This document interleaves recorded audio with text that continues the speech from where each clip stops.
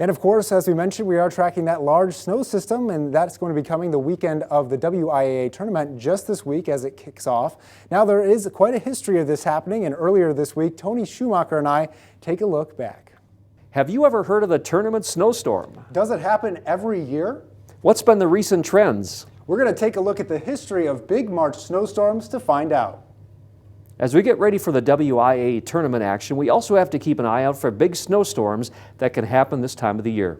Although March is only the fourth snowiest month on average for Wausau, it is known for large snowstorms. It used to happen often enough that the term tournament snowfall became to be, and it refers to the likelihood of big snow to accumulate during or around the time of the WIAA State Championships held in March. Looking back in the history of big snowstorms in March, during the first 3 weeks, when the tournament action is in full swing, we did indeed find some fairly large totals.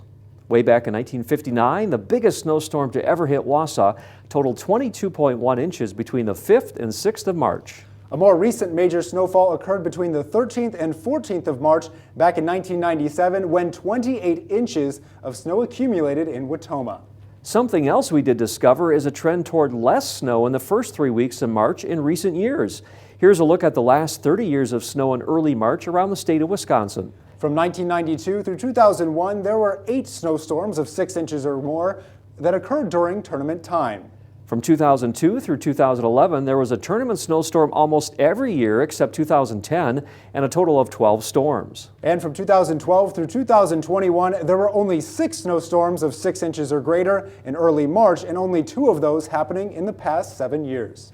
Putting it all together, it makes sense that the tournament snowstorm became a talking point in the past, with most years having at least one significant snowstorm each March. However, if the current trend continues, it may become a term of the past.